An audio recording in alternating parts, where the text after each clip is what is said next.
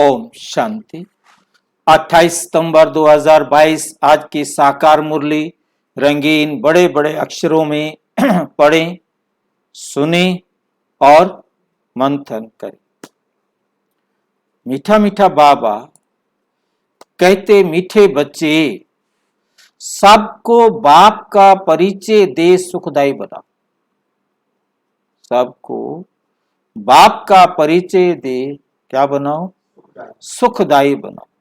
बाप का परिचय देने से सुख देने वाले बन जाएंगे, क्योंकि बाप का परिचय देने से वो सुखदाई बन जाएंगे, सुख देने वाला बन जाएंगे। क्योंकि बाप का परिचय मिलेगा तो नेचुरल उनके जीवन में बाप के डायरेक्शन अनुसार चलने वाली भावना भी, विचार भी, संकल्प भी बनेंगे और फिर वो सबको सुख देने वाला बन जाएंगे। क्योंकि बाप सुखदाई है तो सुख देने वाले बाप के बच्चे सब सुख देने वाले बन जाएंगे। पता तो चले ना उनके कि हम किसके बच्चे हैं। देही अभिमानी बनो, खुद को आत्म अभिमानी बनाओ तो टाइम सफल होता है। टाइम सफल होना माना फल सहित। फल तो सबके मिलते हैं, हर टाइम में हम जो कुछ भी कर रहे हैं उससे फल मिलता है। एक होता है सफल, एक होता है विफल और एक होता है दुष्फल या कुफल। विफल और एक कुफल या दुष्फल, नहीं विफल में तो व्यर्थ में आ जाएगा, यानी फल तो मिलेगा परंतु व्यर्थ फल मिलेगा, और कुफल मिलेगा, नेचुरल है कि बुरा फल मिलेगा। तो फल तो मिलेगा, तो हमें सफल, अपने टाइम को सफल कर सकेंगे, श्रेष्ठ फल की प्राप्ति करने में प्रयोग कर सकेंगे। और तीसरी बात है कि विकर्मों से बच, विकर्म नहीं होगा। प्रश्न, जिन बच्चों की बुद्धि को माया का ताला लग जाता है या माया ताला लगा देती है, उनके मुख से कौन से बोल निकल? ताला लग गया तो कैसे बात करेंगे? उत्तर, उनके मुख से यही बोल निकलते हैं कि हमारा तो डायरेक्ट शिव बाबा से कनेक्शन है। संग दोष के कारण उनकी मूढ़ बुद्धि हो जाती, उनकी बुद्धि मूढ़ हो जाती है, सतगुरु का निंदक बन पड़ते हैं। जब कोई कहते हमारा डायरेक्ट कनेक्शन है तो उन्हें मुरली भी प्रेरणा से सुननी चाहिए। भी तुम्हारा कनेक्शन शिव बाबा के साथ डायरेक्ट है तो फिर मुरली भी किनसे सुनो? डायरेक्ट सुन लो। फिर मुरली ब्रह्मा कुमारी से क्यों लेते हो? शंकर पार्टी वाले कहते हमारा कनेक्शन तो शिव बाबा के साथ है, हमारा ब्रह्मा कुमारी तो बेकार है ये, ठीक है क्या नहीं? तो बाबा कह रहे हैं कि बच्चे फिर मुरली भी डायरेक्ट सुनो ना। मुरली क्यों नहीं चलाते हो डायरेक्ट? वो एक भी मुरली नहीं चलाते, केवल ब्रह्मा कुमारी सेंटर से मुरली लेकर पढ़ते, मतलब अपने तरीके से नहीं, जैसे उनके गुरु ने कह दिया, वीरेंद्र देव दीक्षित ने कह। अच्छा, मुरली हमारे सेंटर पर सुनने आते हैं, मुरली हमारे सेंटर से लेके जाते हैं और खुद गुमराह हो गए हैं और उनको भी साथ साथ क्या करते हैं? गुमराह करते हैं।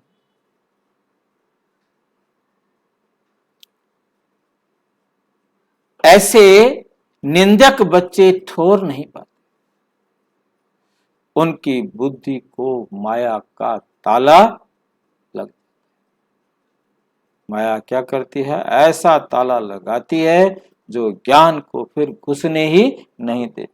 कितना उनको समझाओ, कहते तुम खराब हो, तुम गलत हो, तुम भटक गए हो, हम अब सही रास्ते पर आ गए। मतलब उनको कितना कहो, कितना बताओ, कितने एग्जाम्पल दो, परंतु उनकी बुद्धि को ऐसा ताला लग जाता है, उन्हें सच बात समझ में ही, क्योंकि झूठी बातें में उनको इतना विश्वास हो जाता है।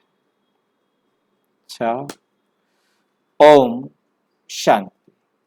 अभी तुम बच्चे आत्म अभिमानी बने हो, बाबा ने देही अभिमानी बनाया है। जितना देही अभिमानी बनेंगे, बाप को अच्छी रीति याद करेंगे, तो विकर्मा जीत बनेंगे, विकर्मों पर जीत पा सकेंगे। देह अभिमानी बनने से विकर्म भस्म नहीं होंगे। यदि आप देह अभिमानी बने रहे तो विकर्म भस्म नहीं होंगे, और ही जास्ती विकर्म होते रहेंगे। फिर नतीजा क्या होगा?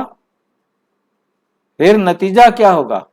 एक तो सजा खानी पड़ेगी और पद भी भ्रष्ट हो जाए। एक तो सजा खानी पड़ेगी, दूसरा पद भी क्या हो जाएगा? भ्रष्ट हो जाएगा। बाबा से कोई भी पूछ सकते हैं कि बाबा, अगर इस समय हमारा शरीर छूट जाए, इस समय हमारा शरीर छूट जाए, तो भविष्य में हम किस गति को पाएंगे?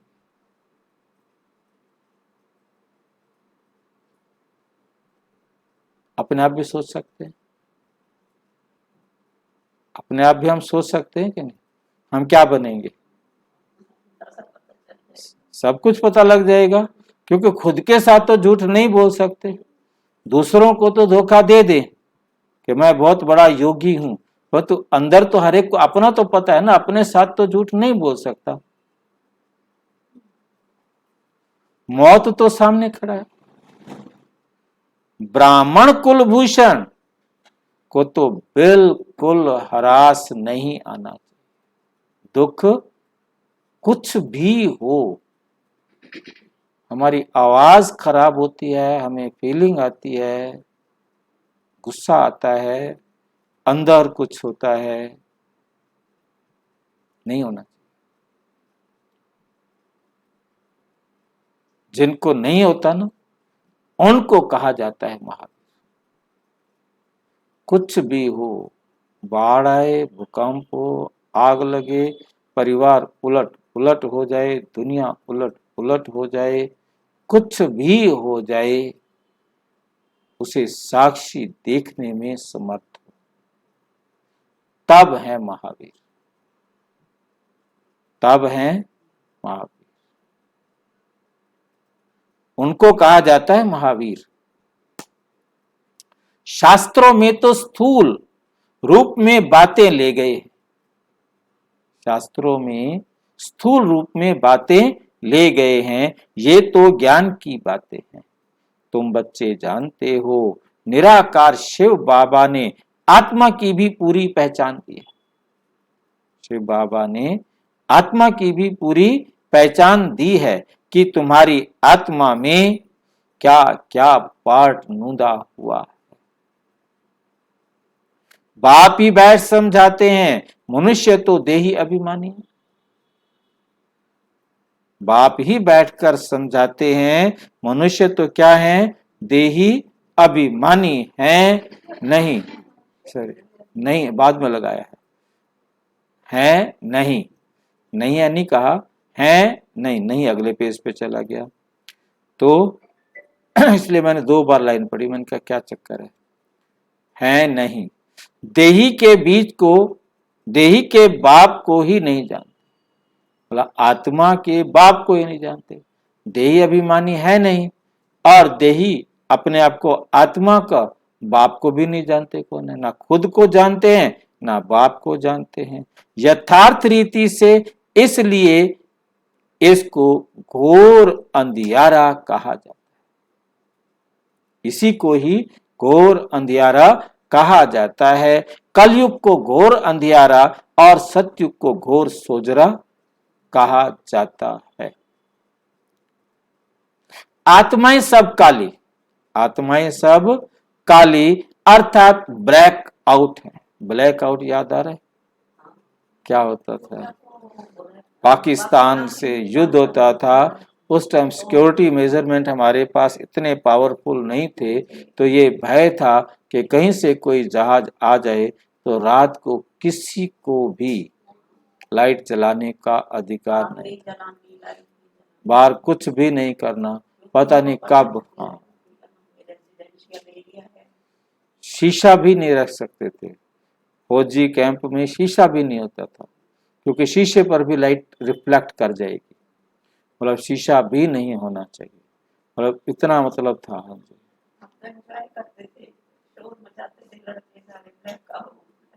हाँ, क्या है, मतलब कहने का है कि मतलब जो समय आया, ये होगा 64 65 67 में, इस टाइम पर।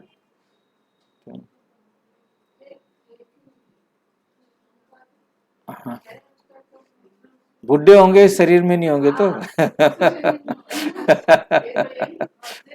पिछले जन्म में होंगे, इस जन्म में तो खैर नहीं थे। काफी टाइम मतलब युद्ध होते रहे, मतलब जो भी हो थोड़ा बाद में भी हो सकता है। तो बॉर्डर के आसपास होगा, सब जगह लाइट नहीं गिरा सकते।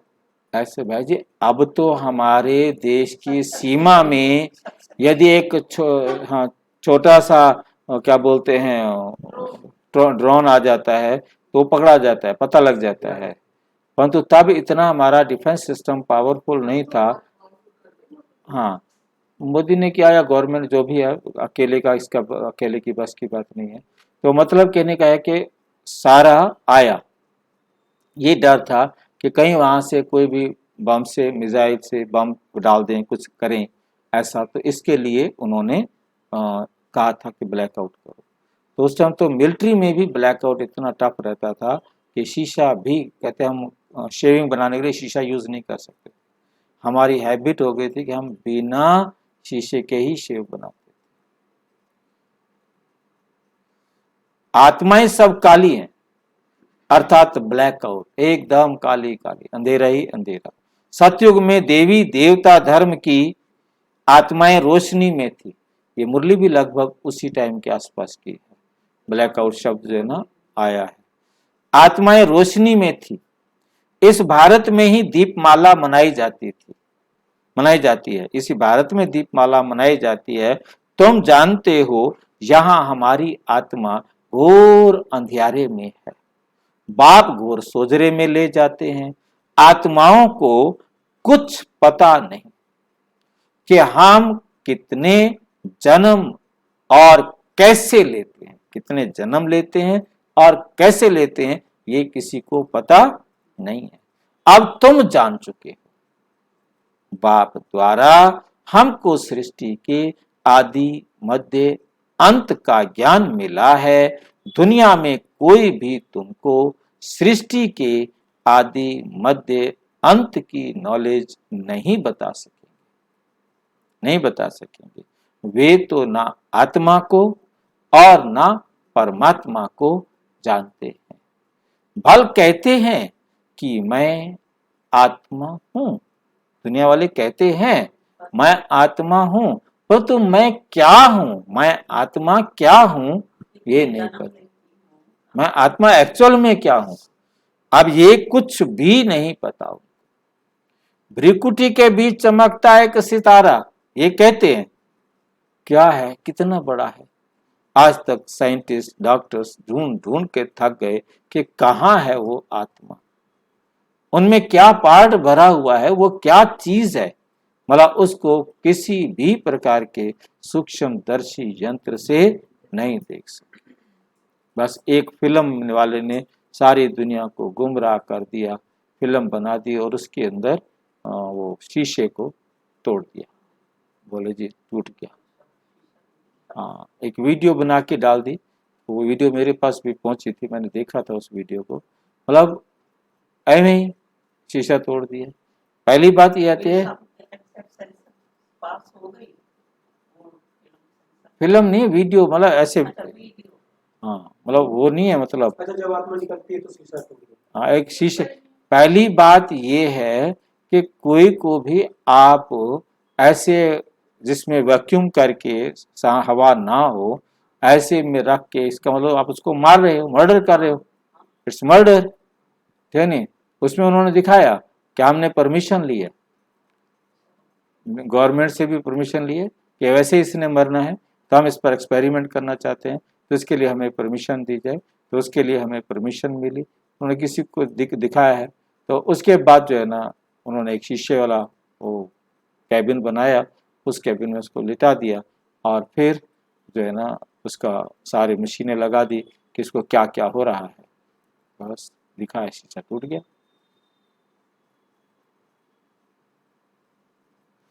आत्मा शीशा तोड़कर निकल, जरूरत वो तो दीवार में से चली जाए, पहाड़ में से चली जाए, कितना लंबा चौड़ा पहाड़ उसके रास्ते में आ जाए, सारी धरती को क्रॉस करके पर तरफ चले जाए, उसे यदि अमेरिका जाना है उसे घूमकर जाने की क्या जरूरत है, सीधा यहाँ से सीधा पार जाएगी, उसके लिए कुछ है ही नहीं। भ्रिकुटी के बीच चमकता सितारा सुख क्या, पता ही नहीं उनको, उनमें क्या पार्ट भरा हुआ है, कुछ नहीं। कितने जन्म लेते हैं ये ज्ञान कोई में भी नहीं है। बाप आकर समझाते हैं, सेल्फ रियलाइजेशन कराते हैं। कोई से पूछो कि आत्मा का बाप कौन है, कोई कहेंगे कृष्ण है, कोई कहेंगे राम है, कोई कहेंगे महावीर है। कैसे है वो बाप, पता ही नहीं। हम आत्मा है, हमारा बाप निराकार शिव है, एक भी ऐसे कह ना सके। ना तो रचयिता को ना रचना को जानते, ना रचना के आदि मध्य अंत को जानते हैं, इसलिए उनको क्या कहा जाता है, नास्तिक। परमात्मा को जानते नहीं इसलिए नास्तिक कहा जाता है, आदि मध्य अंत को नहीं जानते इसलिए नास्तिक कहा जाता है। किस लिए कहा जाता है नास्तिक, कहना नहीं मानते, जानते नहीं तो फिर उसका कहना भी कैसे मानेंगे, है ना? जानते हो तो कहना भी माने ना।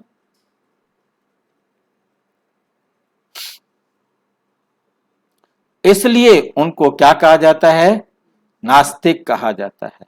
नास्तिक भी क्यों कहा जाता है, क्योंकि कहना नहीं मानते। बाप कहते हैं तुम नास्तिक शूद्र थे, तुम क्या थे, नास्तिक शूद्र थे, अब ब्राह्मण आस्तिक बने हो। बाप परिचय देते हैं कि मैं क्या पार्ट बजाता हूं, कोई भी बाप का परिचय दे ना सके। बाप का पार्ट क्या है, समझा ना सके, उनको पता ही नहीं बाप का पार्ट क्या है। हर एक को पता तो होना चाहिए ना मेरा बाप का पार्ट क्या है।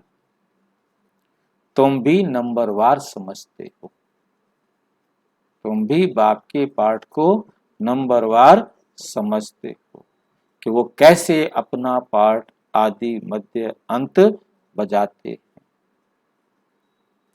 देही अभिमानी होने कारण अवस्था अच्छी रहती, तुम्हारी अवस्था देही अभिमानी होने के कारण अवस्था अच्छी रहती है। देह अभिमान में आकर फिर क्या करते हो, देह अभिमान में आ जाते तो क्या करते हो, झार मोई झाग मोई लग पड़ते, इसलिए ऊंच पद पा ना सके, ना विकर्म विनाश होते।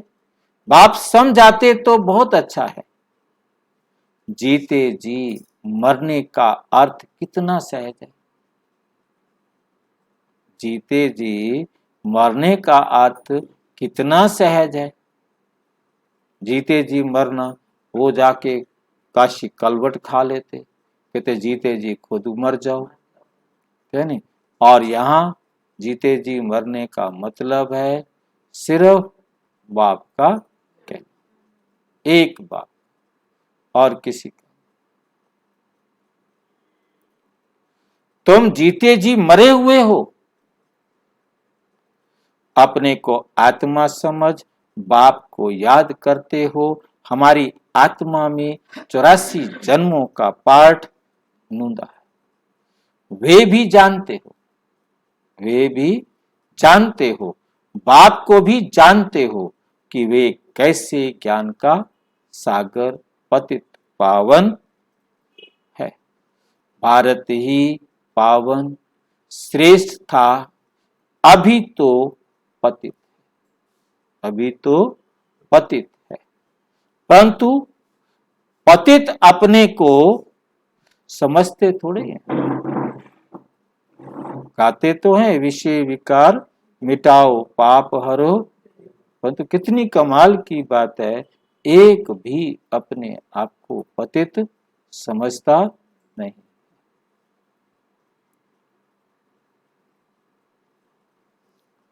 पहले तो कोई भी काम के नहीं थे, अभी तो तुम बच्चे जानते हो, पहले तो तुम भी कोई काम के नहीं थे। चिढ़ा रहे हैं बाबा, सच बता रहे हैं, चिढ़ा रहे हैं, आईना दिखा रहे हैं। सब मरे पड़े थे, सब कब्रिस्तान बना हुआ था, अभी भी कब्रिस्तान है। मैक्सिमम सब मरे पड़े, जो अपने आप को देह समझते हैं मरे पड़े। अब फिर परिस्तान के मालिक बन रहे हो। भारत परिस्तान था, अब कब्रिस्तान है। सब एक दो को दुख देते, कब्रिस्तान में सभी भयभीत, सभी एक दूसरे को क्या देते रहते हैं, दुख देते रहते हैं। बाप कहते हैं कि अभी तुम सबको बाप का परिचय दे सुखदायी बनाओ। सबको क्या करो, बाप का परिचय दो और सुखदायी बनाओ।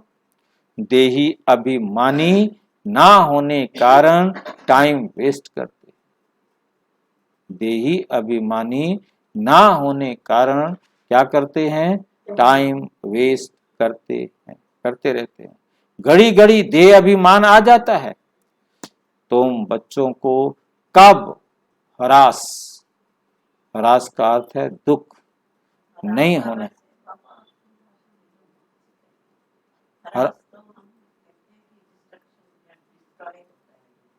जब हमारी खुशियां गायब होंगी, रिड्यूस होगा, तो दुख ही बढ़ेगा। जब हमारे गुण दुख क्षय होंगे, तो क्षय होने पर तो दुख होगा। तो दुख नहीं होना चाहिए, क्षय ही नहीं होना चाहिए, गुण क्षय ही ना होना, ताकि खुशी सुख बना रहे। कोई कोई तो हरास में आ जाते, कोई समझते हैं बाबा राम राज्य की स्थापना कर रहे हैं, रावण राज्य का विनाश होना है, फिर तो रावण राज्य का विनाश होना है। इसमें कोई डरने की बात नहीं है, इसमें कोई डरने की बात नहीं है। हाँ, गवर्नमेंट आदि मकान खाली कराती है तो, गवर्नमेंट आदि मकान खाली कराती है तो करना पड़ता है। बाबा की याद में शरीर भी छूट जाए तो अच्छा है, तो अच्छा है। सदैव तैयार रहना चाहिए। माया का वार अच्छे अच्छे बच्चों पर भी हो जाता है। किसका?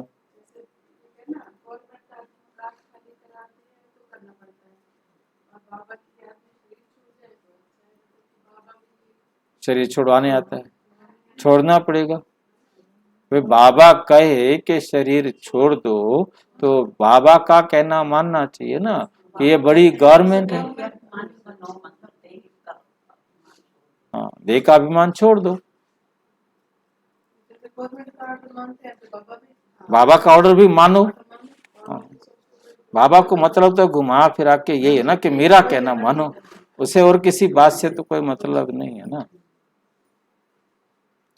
बाबा की याद में शरीर भी छूट जाए तो अच्छा है, सदैव तैयार रहना चाहिए। माया का वार अच्छे अच्छे बच्चों पर भी हो जाता है।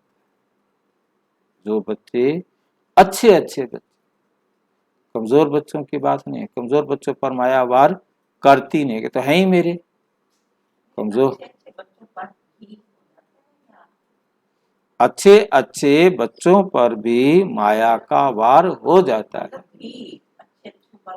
हाँ, वो तो है ही, उसके जो काम है वो विकार में फंसे पड़े है ना कहीं, चाहे थोड़े हैं चाहे ज्यादा है, मतलब वो तो है ही उनके साथी ना।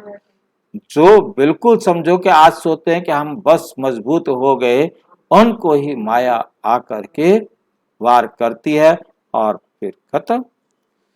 कोई तो ऐसे मूर्ख बन जाते हैं, कहते हैं हमारा तो डायरेक्ट शिव बाबा से कनेक्शन है, परंतु ब्रह्मा के आगे तो जरूर आना पड़ेगा ना, ब्रह्मा के आगे तो जरूर आना पड़ेगा। अच्छा, घर में भी जाकर बैठ जाओ, ब्रह्मा के आगे नहीं आते हो तो जाओ फिर घर में जाकर बैठ जाओ, और फिर मुरली कैसे सुनेंगे? या किसी से मंगवाओगे, किसी से लोगे? कहते ये ब्रह्मा भी पुरुषार्थी है और हम भी पुरुषार्थी हैं, जैसे ये भी स्टूडेंट है हम भी स्टूडेंट हैं, पढ़ते तो सब शिव बाबा से हैं, परंतु ब्रह्मा पास आएंगे तब तो सुनेंगे ना। प्रेरणा से सुनकर दिखाओ तो मालूम पड़े। फिर कभी कभी बाबा मुरली बंद भी कर देते हैं, कभी कभी बाबा मुरली बंद भी कर देते हैं। ब्रह्मा से जन्म लिया और मर गया, फिर खत्म।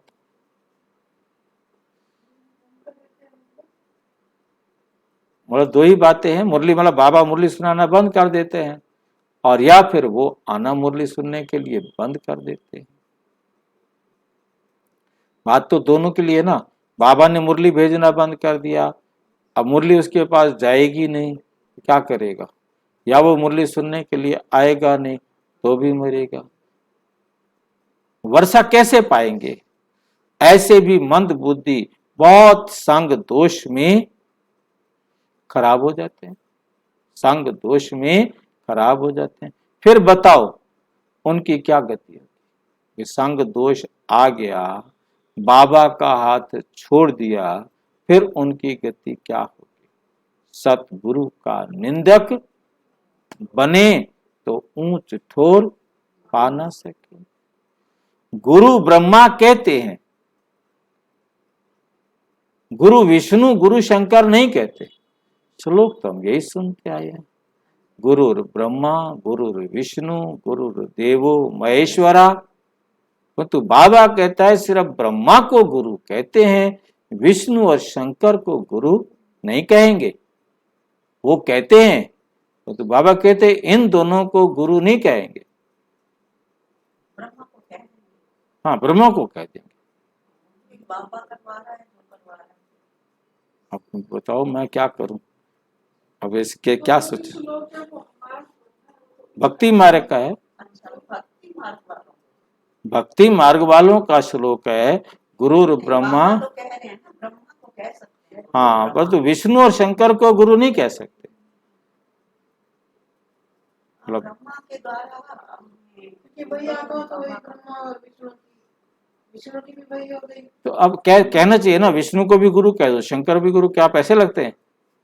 नहीं, पैसे तो कोई नहीं लगते। हाँ। तो ब्रह्मा को गुरु, विष्णु को वैष्णव भी बहुत मारो लगे, तो एक ही आत्मा है, तभी वो सबको गुरु कह देते हैं कि ब्रह्मा एक गुरु और विष्णु एक गुरु। दुनिया वाले तो एक आत्मा है नहीं जानते, वो तो ये समझते हैं कि तीनों आत्माएं अलग अलग हैं, ब्रह्मा अलग है, विष्णु अलग है, शंकर अलग है। बाबा ने भी पहले आकर यही सबको बताया कि ब्रह्मा अलग है, विष्णु अलग है, शंकर अलग है। ये तो बाद में बाबा ने मुरली में पूछा, कुमारिका बताओ बाबा को कितने बच्चे हैं? हाँ जी, नहीं, बाबा ने कुमारिका दादी ने कहा 3, क्योंकि जब तक यही पता था, मतलब उस दिन बाबा ने पहली बार मुरली में ये कहा कि देखो ब्रह्मा सो विष्णु, विष्णु सो ब्रह्मा, ये तो एक ही आत्मा हुई ना। तो शिव बाबा को 2 बच्चे, उस दिन मतलब उस मुरली में बाबा ने 2 कहे, एकदम नहीं आए एक बार। फिर कहा बाबा ने, आगे कुछ दिनों बाद की मुरली में होगा कि बाबा ने कहा कि देखो ये ब्रह्मा की आत्मा ही शंकर का सूक्ष्म अशरीरी रोल का पार्ट प्ले करती है। शंकर कोई अलग से इस संसार में आने वाला नहीं। शंकर ना अंगा है, बिना शरीर के है। अब दुनिया ने उस ना अंगा का अर्थ उसको नंगा बना दिया। तो ये तीनों ब्रह्मा, विष्णु और शंकर, ये तीनों सूक्ष्म वतन के मॉडल हैं। और वैसे तो हर आत्मा हाँ, ये तीनों क्या है? मॉडल हैं। इन तीनों को हम क्या नहीं कह सकते? गुरु नहीं कह सकते। हाँ, तीनों को ही नहीं कह सकते। बाबा ने कहा सिर्फ प्रजापिता ब्रह्मा को कह सकते। जो पुरुषार्थी ब्रह्मा है वो गुरु बन सकता है, क्योंकि वो यहां प्रजा के साथ पढ़ाएगा ना, ज्ञान देगा ना। मैंने उसको ज्ञान दिया, जैसे कल की मुरली में भी था। कल की मुरली में आपने देखा, बाबा ने कहा शिव बाबा भी ज्ञान देते हैं तो मैं भी दे सकता हूं। मेरे को बाबा ने राइट हैंड बनाया है, कुछ तो समझा होगा, है नहीं? कुछ तो समझा होगा। मतलब बाबा भी, ब्रह्मा बाबा भी ज्ञान देता है, परंतु प्रजापिता ब्रह्मा ये गुरु बन सकता है, इसको गुरु कह सकते हैं। परंतु जो मॉडल है वो तीनों को नहीं कह सकते। तो यहाँ बाबा ने उसी बात को ध्यान में रखते हुए कहा कि कभी शंकर ने बैठकर ज्ञान नहीं सुनाया। ब्रह्मा को तो 4 वेद दे दिए, ब्रह्मा को तो ज्ञान सुनाने के निमित्त कह दिया, परंतु कभी भी मतलब दुनिया में भक्ति मार्ग के अंदर भी शंकर ने कभी किसी को बैठकर ज्ञान नहीं दिया, कोई ज्ञान नहीं दिया। एक उसके मत्थे लिख दिया कि अमर कथा सुनाई, वो भी कहीं दुनिया में अवेलेबल नहीं है। और विष्णु का भी कहीं ज्ञान सुनाते हुए नहीं दिखाया। वो शिव और शंकर को एक समझते हैं, इसलिए उन्होंने शंकर को पार्वती के साथ, शंकर को अमर कथा सुनाने वाला दिखा दिया। वो तो अमर कथा तो सुनाई चलो पार्वती को, परंतु है कहाँ कथा? वो कथा कहीं है ही नहीं, लिख दिया। इसी प्रकार से विष्णु ने बैठकर कभी किसी को ज्ञान दिया हो, इसके बारे में कुछ नहीं है। जितनी भी हमारे पुराण लिखे गए हैं उसमें या तो क्या बोलते हैं शुकदेव है या सूत जी हैं। जैसे तोता मैना एक पकड़ लिया जाता है, कोई भी कहानी सुनाओ, तोता मैना कहानी सुनाते हैं। ऐसे ही शुकदेव जी या सूत जी या कोई और ऋषि पकड़ लेते हैं, वो ऋषि बैठ करके क्या सुना रहे हैं? कथा सुना, किसी भी ऋषि का नाम। हाँ जी, हाँ ऐसे बोलते हैं। इस प्रकार से तो उन्होंने कहा, और सूत जी भी क्या बोलेंगे कि एक बार की बात है कि विष्णु जो है, गुरु जी ने विष्णु से कहा कि सबके मोक्ष के लिए कथा सुनाओ, विधि बताओ। तो विष्णु ने गुरु जी को जो कथा सुनाई वो मैं तुम्हें सुना रहा हूँ। सुना सूत जी रहा है, सुनाई किसने थी? विष्णु ने। किसको सुनाई थी? गरुड़ को, है नहीं? नाम उनका लगा दिया, सुनाने वाला ये हो गया। अब इसके अंदर ऐसे गपोड़े लिख दिए कि उन्होंने, उनकी बात सुना रहा हूं मैं, ताकि लोगों को विश्वास हो जाए।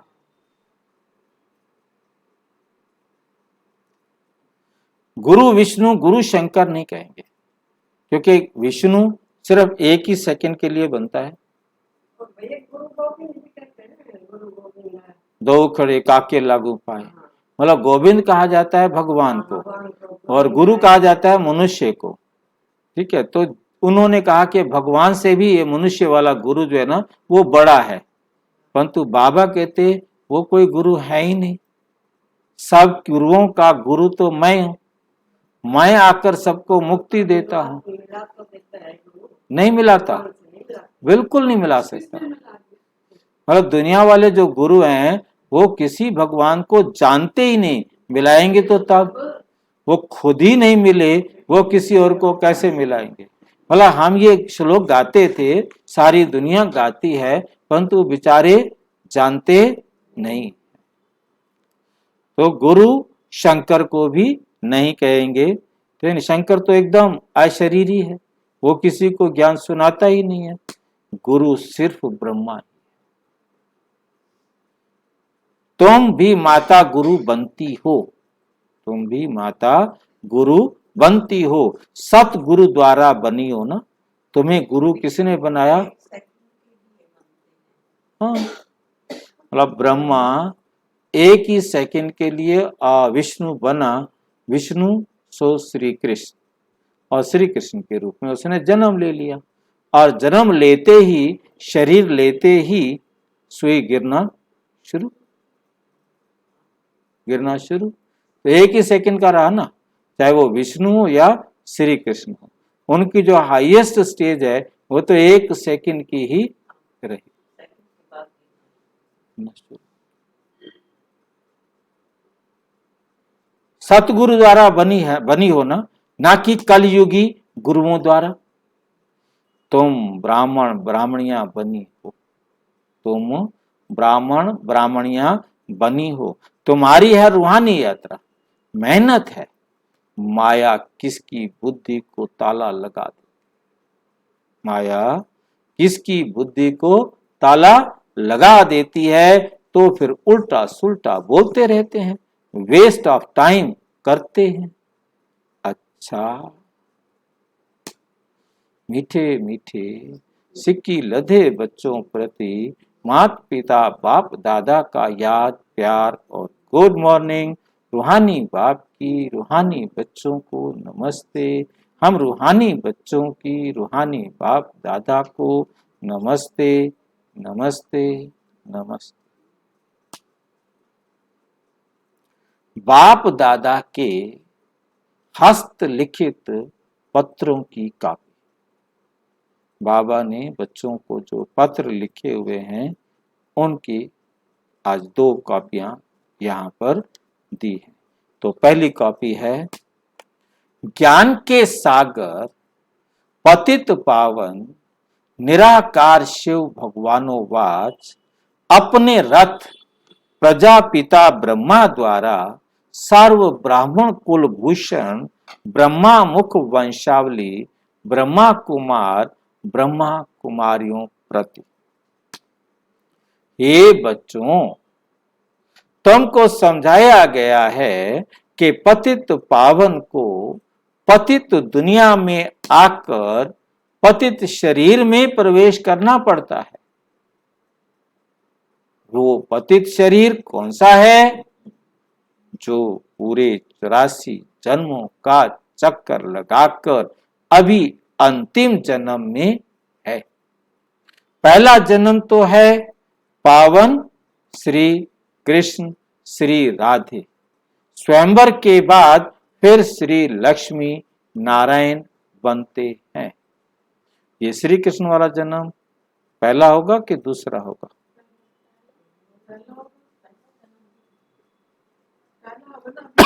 अभी अभी आपने ये माना कि एक सेकंड में उनको मुक्ति मिलती है, पहले वो पावन कृष्ण का जन्म लेते हैं तभी तो आपने कहा गिरना तो एक सेकंड बाद शुरू हो जाता है, यानी कि अब हाईएस्ट अपनी पद पे है, पद पे हैं। कृष्ण, यानी कृष्ण का पहला जन्म होगा। किसमें पहला जन्म होगा? सतयुग में, सतयुग में पहला जन्म होगा, परंतु 21 जन्मों में पहला जन्म नहीं। सतयुग के 8 जन्म है, उस 8 जन्मों में पहला जन्म कृष्ण का है, परंतु 21 जन्मों में पहला जन्म संगम वाला होगा। मतलब अंतर समझना है, मतलब दोनों में अंतर है। मतलब 21 जन्म की बात करेंगे तो पहला जन्म संगम वाला, जिस दिन से हमने बाप को पहचाना। हाँ जी, पहला ये हो गया, पर जो हाईएस्ट पोजीशन सतयुग वाला होगा, सतयुग वाला। मतलब सतयुग शुरू हुआ जब कृष्ण ने जन्म लिया। उसके बाद संगम वाला तो है हमारा 21वां या पहला जन्म? अब एक पहला है। देखो मतलब 21 जन्म काउंट करोगे, संगम वाला 21वां और वो जो सतयुग वाला वो पहला। सतयुग वाला 21वां, संगम वाला 21वां। क्यों फिर ये हिसाब लगाया कि 8 जन्म सतयुग में और 12 जन्म त्रेता में, तो और 8 और 12 कितने हो गए? 20 हो गए। तो फिर 21वां जन्म कहाँ है? 21 जन्म कैसे होंगे? संगम वाले को 21वां जन्म नहीं कहेंगे, है ना? 21 जन्मों में इसको पहला कहेंगे। मान लो कि मैं 150 साल पहले वाले में नहीं आ पाया, तो मेरे तो वहां 7 जन्म होंगे ना सतयुग में, ठीक है कि नहीं? यदि कोई 2 जन्म तक नहीं आ पाया तो उसके सतयुग में 6 जन्म होंगे, तो 6 और 12 18 जन्म हुए। तो अब तो उसने जन्म लिया है ना, अंतर समझ रहे हैं? ये पहला जन्म सबसे टॉप का जन्म तो डायमंड जन्म है, कृष्ण वाला जन्म तो गोल्डन है। तो बाबा कई बार कहते डायमंड जन्म बड़ा कि गोल्डन जन्म बड़ा। मतलब ये कहना मतलब है कि ये फर्स्ट जन्म है सतयुग का और वो फर्स्ट जन्म है 21 जन्मों का। चाहे किसी के 18 जन्म है तो भी वो फर्स्ट जन्म है। उस डायमंड जन्म से बाकी जन्म छोटे होने हैं। मतलब डायमंड जन्म ने में जितनी पुरुषार्थ किया, उस पुरुषार्थ में जो खुशी है, जो हाईएस्ट पोजीशन लास्ट में प्राप्त की, वहां जाने के बाद तो गिरना शुरू। हाईएस्ट तो नहीं रहेगा ना, हाईएस्ट पोजीशन तो यहां प्राप्त करनी है। बेदाग डायमंड तो हमने यहां बनना है। अब कोई आत्मा कितना बेदाग डायमंड बन पाती है, ये उसके मेहनत है। अब वो उसके आधार पर 8 जन्म भी सतयुग में ले सकती है, 7 भी ले सकती है, 2 भी ले सकती है, 1 भी ले सकती है, नहीं भी ले सकती है। तो उसका ये जन्म वहां के त्रेता के 12 जन्मों से भी टॉप का जन्म है ये। मतलब ये हमें बहुत क्लियर अंतर को समझना।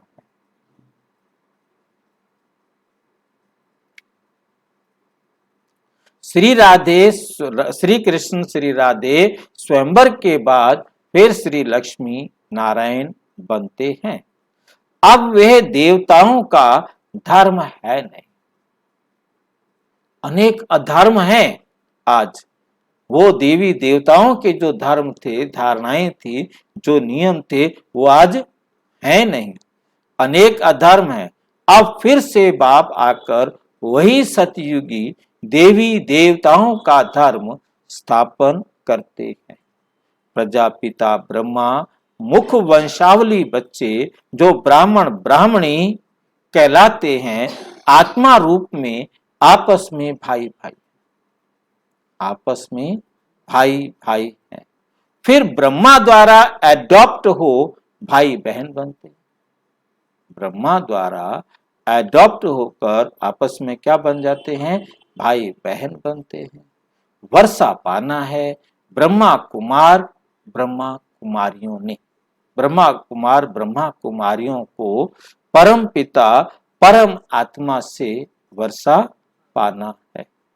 शिव बाबा अपने बच्चों आत्माओं को कहते हैं, अब देही अभिमानी व आत्म अभिमानी भव बनो, हो जाओ और मुझ अपने बेहद के बाप को याद करो, अर्थात मेरा कहना मानो।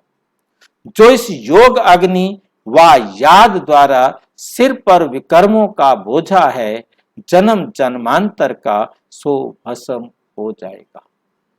क्या हो जाएगा? वो भस्म हो जाएगा। देह का अभिमान छोड़ अपने को आत्मा निश्चय कर बेहद के बाप से मुझ परम पिता परम आत्मा को याद करो, तो तुम फिर से पवित्र सतो प्रधान बन जाएंगे। पवित्र बन जाएंगे, सतो प्रधान बन जाएंगे। द्वापुर में जब से रावण राज्य की स्थापना होती है, तब से आत्मा जो सच्चे सोने समान है, जिसको सतो प्रधान गोल्डन एज कहा जाता है, सो अंत में क्या बन जाती है? आयरन एज तमो प्रधान कही जाती है। अर्थात सतयुग में जो पावन थे सो पतित बन जाते हैं, सो पावन से पतित बन जाते हैं। कलयुग में अब फिर पावन बनने के लिए खास भारतवासी पतित पावन बाप को बहुत याद करते, बहुत पुकारते हैं। खूब जागरण में आजकल पुकार रहे हैं, आ जाओ आ जाओ, क्योंकि मेरा अवतरण इस भाग्यशाली ब्रह्मा रथ में ही होता है। इस भाग्यशाली रथ का नाम तो और ही होता है। चाहे लेखराज कहो, चाहे लखीराम कहो, इनको अपना बनाता हूं। इसमें प्रवेश कर प्रजापिता ब्रह्मा नाम रख देता हूं। कल्प पहले ड्रामा अनुसार प्रजापिता ब्रह्मा द्वारा ब्राह्मण रच उन ब्रह्मा कुमारियों द्वारा पतित भारत को पावन भारत बनाया था। फिर भी जबकि कल्प के अंत में पतित बन आत्मा 84 का चक्र पूरा करती है, तो फिर वही पतित दुनिया को पावन करने आना पड़ता है। कल्प अर्थात हर 5000 वर्ष बाद मुझ सर्व के परम पिता परम आत्मा को याद करते। कल्प सब मुझ सर्व के परम पिता परमात्मा को याद करते हैं भक्ति मार्ग में। और अंत में जब भक्ति मार्ग पूरा होता है तो मैं आता हूं। भक्ति मार्ग द्वापुर से उतरता मार्ग है। रावण अर्थात 5 विकारों के कारण सब की उतरती कला होती है और मनुष्य मात्र पतित बन दुर्गति को पाते हैं। और मैं ब्राह्मण कुल भूषणों का बाप, टीचर, सतगुरु बनता हूं। मेरा तो कोई बाप, टीचर, गुरु नहीं। भारतवासी आसुरी संप्रदाय जो सतयुग में देवी संप्रदाय थे, उनका पिता तो हूं, परंतु उनको फिर से सूर्यवंशी देवी देवता बनाने जो प्रजापिता ब्रह्मा कुमार ब्रह्मा कुमारियां बनते हैं, तो क्या बनते हैं? ब्रह्मा कुमार ब्रह्मा कुमारियां बनते हैं। काल पहले मिस्र 5000 साल पहले की तरह उनका शिक्षक बनता, उनको सत्य ज्ञान देता हूं। सृष्टि चक्र के आदि मध्य अंत का ज्ञान देकर उन्हें त्रिकालदर्शी बनाता। बाबा हमें क्या बना रहे हैं? ताकि नंबरवार पुरुषार्थ अनुसार कल्प पहले मिसल चक्रवर्ती सूर्यवंशी देवी स्वराज्य फिर से स्थापन हो। कल्प पहले मिसल चक्रवर्ती सूर्यवंशी देवी स्वराज्य फिर से स्थापन हो। बच्चों को सिद्ध कर बताया जा रहा है कि तुम इस समय सर्वोत्तम ब्रह्मा मुख वंशावली ब्राह्मण कुल भूषण हो। देवी कुल से यह उत्तम कुल है क्योंकि तुम ईश्वरीय कुल में हो। इस समय हम क्या हैं? ईश्वरीय कुल। और सतयुग में क्या बनेंगे? दैवी कुल। तो अब का कुल हमारा ऊंचा है।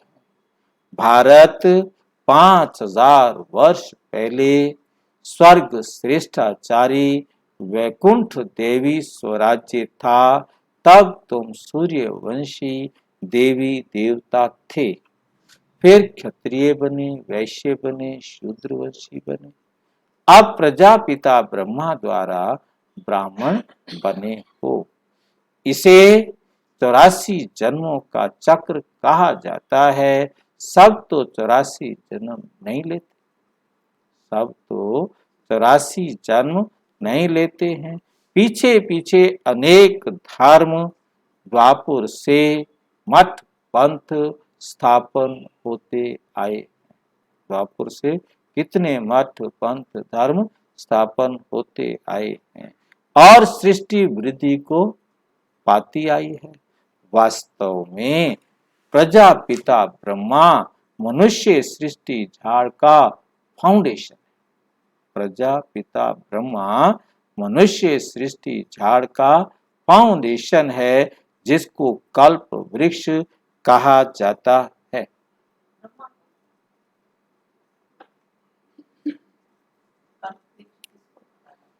प्रजापिता ब्रह्मा मनुष्य सृष्टि झाड़ का फाउंडेशन। मनुष्य सृष्टि झाड़ को कल्प और शिव बाबा का कल्प वृक्ष कहाँ है? कल्प वृक्ष कितने हैं? झाड़ कितने हैं? झाड़ तो एक आत्माओं का हो गया। झाड़ वृक्ष को ही कहा जाता है ना। कल्प की आत्माओं का झाड़ कल्प वृक्ष परम धाम में है शिव बाबा का। वहां सब आत्माएं हो गई थे ना। ये है जीनालॉजिकल, जिसमें मनुष्य जीव आत्माओं का कल्प वृक्ष, उसका बीज ये हो गया ब्रह्मा। झाड़ आधार तो वही हो गया ना। पहले उसी को द्वारा तो ज्ञान चला ना। पहले 2 पत्ते क्या निकले शिव बाबा से? ब्रह्मा और सरस्वती। तो शिव बाबा तो आत्मा है, उससे तो कोई 2 बच्चे पैदा हो नहीं सकते।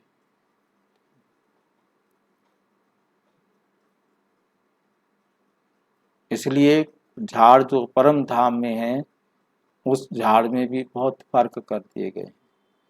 ऊपर एक शिव बाबा, फिर 2 बिंदियां, चाहे उसे ब्रह्मा सरस्वती कहो या लक्ष्मी नारायण कहो, और फिर पुराने चित्रों में 3 बिंदियां भी लगी हुई। हाँ, चूंकि उस समय भक्ति के भक्तों को अपनी तरफ आकर्षित करना था। फिर आगे देवी देवताएं, 9,33 करोड़ देवी देवता।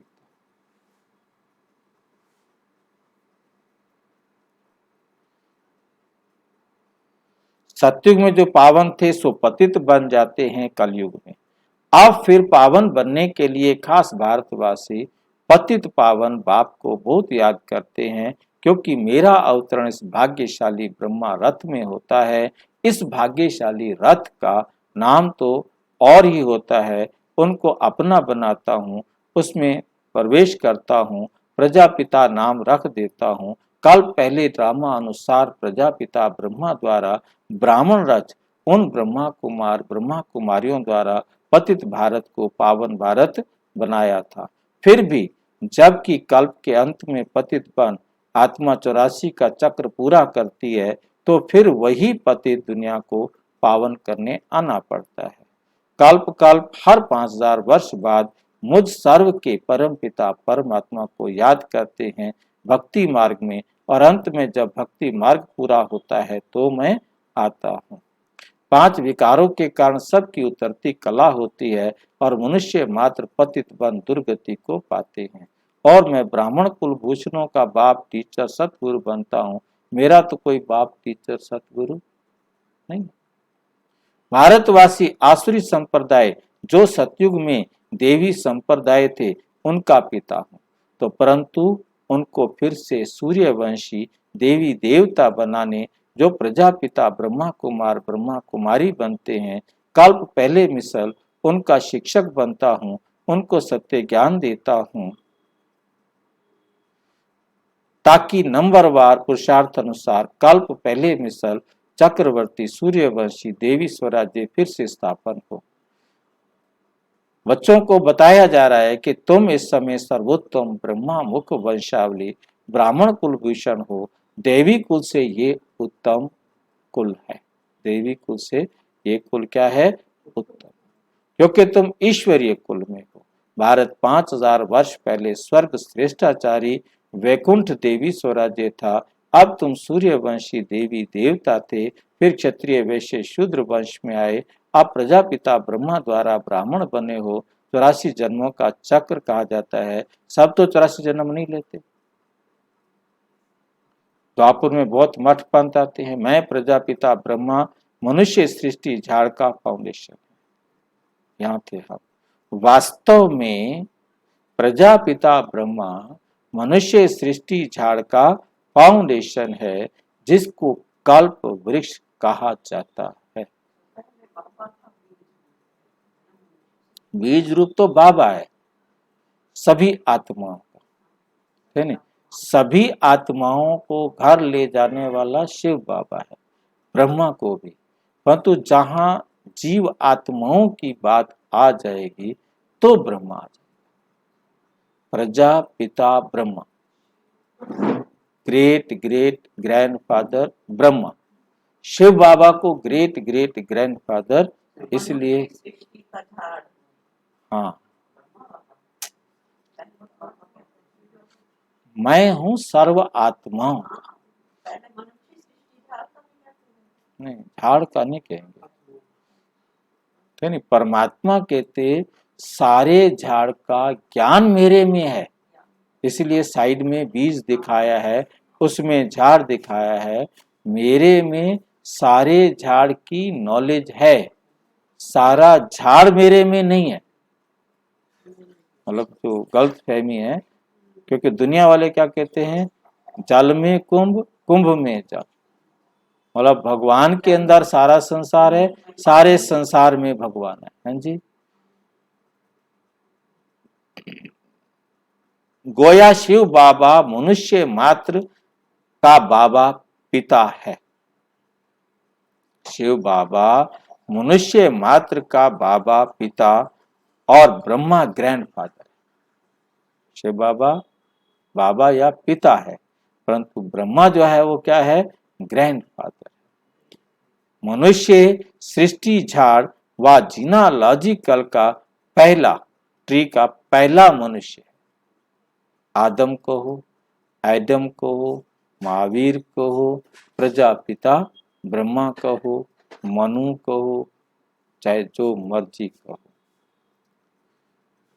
प्रजापिता ब्रह्मा और मुख वंशावली परम पिता परमात्मा मुझ परमात्मा शिव से सहज राज योग और ज्ञान सीख घनेरे सुख में जाते हो। मतलब ब्रह्मा भी मेरे से सीखता है, तुम सब भी मेरे से सीख करके, मतलब ज्ञान सीख करके सुख घनेरे सोजरे में जाते हो। गाया भी जाता है ज्ञान सूर्य प्रगटा अज्ञान अंधेरा। ज्ञान सूर्य भी पतित पावन परम पिता परमात्मा को ही कहा जाता है। तुम ज्ञान सोझरे में हो, बाकी सब अज्ञान अंधियारे में। बाप दादा के हस्त लिखित पत्रों की कॉपी नंबर 2। ज्ञान के सागर पतित पावन निराकार शिव भगवानोवाद अपने रथ प्रजापिता ब्रह्मा द्वारा सर्व ब्राह्मण कुल भूषण ब्रह्मा मुख वंशावली ब्रह्मा कुमार ब्रह्मा कुमारियों प्रति। बच्चों ने ज्ञान सुना और बाबा ने कहा तो वर्षा मिलना ही है। एक तो बाप को, दूसरा सृष्टि चक्र को याद करना है, और तो कोई तकलीफ नहीं। बाप जानते हैं कि बच्चों ने भक्ति मार्ग में बहुत तकलीफ देखी है। अभी और क्या तकलीफ बच्चों को देवें, अभी और क्या तकलीफ बच्चों को देवें। जितना भक्ति में मेहनत उतना यहाँ चुप रहना है, उतना यहाँ चुप रहना है। जितना योग में रहेंगे उतना विकर्म विनाश होंगे, उतना क्या होंगे, विकर्म विनाश होंगे। कहते हैं ना, त्वमेव माताश्च पिता त्वमेव त्वमेव विद्याश्च द्रविणम त्वमेव त्वमेव सर्वमम देव। दूसरे लौकिक माँ बाप भाई बंधु इस समय सब दुख देने वाले, इस समय सब दुख देने वाले हैं। ये फिर सबको सुख देते हैं, सदा सुखी बनाते हैं, अच्छा धारणा के लिए मुख्य सार। नंबर 1, हम ऊंचे ते ऊंच सर्वोत्तम ब्राह्मण कुलभूषण है, इस खुशी में रहना है। स्वयं भगवान बाप टीचर गुरु के रूप में हमें मिला है, इस स्मृति में सदा हर्षित रहना है। किसी भी बात के दुख हरास में नहीं आना है। झार मुई झग मुई में समय बर्बाद नहीं करना है। वरदान, विश्व कल्याणकारी बन अशांत आत्माओं को शांति का दान देने वाले मास्टर दाता भव। दुनिया में हंगामा हो, झगड़े हो रहे हो, ऐसे अशांति के समय पर आप मास्टर शांति दाता बन औरों को भी शांति दो। घबराओ नहीं, क्योंकि जानते हो जो हो रहा है वो भी अच्छा और जो होना है वे और अच्छा। विकारों के वशीभूत मनुष्य तो लड़ते ही रहेंगे, उनका काम ही ये है, लेकिन आप विश्व कल्याणकारी आत्माएं सदा मास्टर दाता बन शांति का दान देते रहो, यही आपकी सेवा है। स्लोगन है, अपनी सर्व प्राप्तियों को सामने रखो तो कमजोरियां सहज समाप्त।